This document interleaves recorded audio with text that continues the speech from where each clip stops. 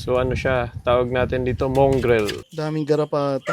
Muntikan ka na ba? Gaano kalapit? Yung kill niya, kill bone. Ang una kong tanong, Doc, kamusta ang habulin ng kanggal? Well, nakakatakot din.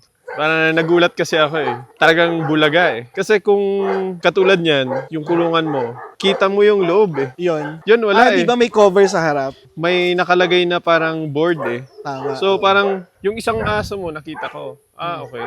Tapos nag-move ako, nakita ko. Parang wala namang aso. So biglang tumahol siya and then yun, parang hindi na ako nakapag-isip. Siyempre, instinct ko, tatakbo na talaga eh. Muntikan ka na ba? Gaano kalapit? Nung una, naiwan ko siya eh. Oo. Tapos kung pansin mo yung takbo ko, Sideways. side kasi para at least ko kung alam ko kung ano, kung saan siya. Aware ako. Kasi kung talikod na ganyan, wala na eh. Ayun, nakita kong ganun. Doon sa part na paliko na ako, alam ko aabutin na ako eh. Feeling ko aabutin na ako talaga. Lapit lang eh. Hindi lang kita masyado sa video pero malapit na yun. Pag punta ko dun sa gilid, paglingon ko sa likod, hawak na ni Sir. Talagang nakabigla. Talagang attempt niya to bite talaga. Yung itsura pa lang niya pagtingin ko, hindi yung Hindi yung walang pag-aalangan eh. hindi maglalaro, ganyan. Hindi. Talagang to bite. Oo. Doon na kami nagkaroon ng eye contact. Kung ako lang dito, medyo hindi ako nagipag-eye contact eh. Kaya yun. Okay, sige. Kanggal experience. Grabe. Isang magandang araw mga boss amo. Ngayong araw nga ay bumisita si Doc Nicer sa Supero at sa pagbungad pa nga lang niya sa aking farm ay ang una kong tinanong agad ay tungkol dun sa kanggal ni Kuya Chinese na humabol sa kanya. Ipapakita namin sa iyo si Bahaghari. Unahin muna natin si Yung dalawa. at saka si Buhawi. Yung dalawang puli muna. Okay, sige. Ito si B2. B2. Ganda ng coat, no? Kaso kinalbon ni B1 eh, kaya pinaghiwalay namin eh. Ay, nga. Although matatanggal din naman tong first na to. Ito na yung susunod na magkakaroon ng... Para naglulugon sila? Matatanggal pa yan ito. Kumbaga ito na yung magsa-start na mag-form ng dreads. Yung paa niya, kumusta? Okay naman. Nakakatakbo. Makakatakbo. May anti-rabies din ngayon, di ba, Doc? Ay, isasabay ko na rin. Okay. Ilang months na sila? 4 na. So 5 in 1 and then anti-rabies.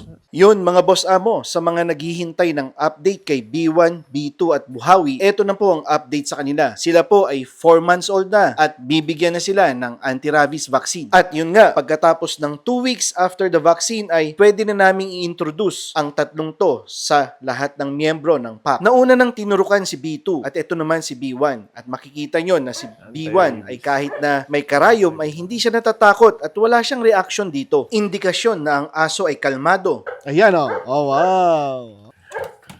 Mas tayo pa yung tenga niya kaysa kay pangarap. Ayan, no? Ito na si Buhawi, napakalikot at napakabibo. Hindi man lang nakaramdam ng takot kay Doc Nicer na ngayon lang niya nakita. Anong tatay nito? Aspin yung isa, sir. Tapos yung nanay niya, maliit na parang hotdog. Parang Dashan, ganun. Dachshund. So ano siya, tawag natin dito mongrel.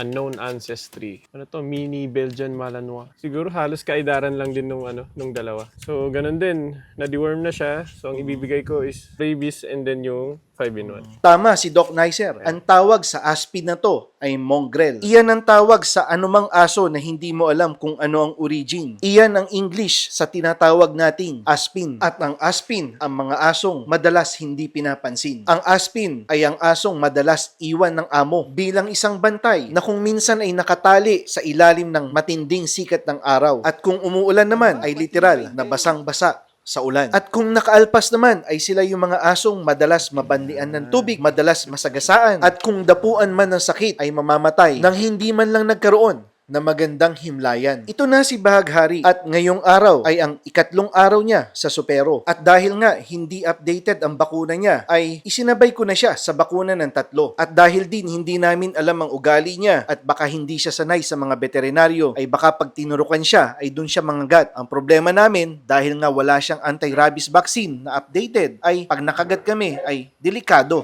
Ba? Dehydrated ba, Doc? Hindi. Kailangan lang ng dagdag pakain lang. Tamo, tuulis eh.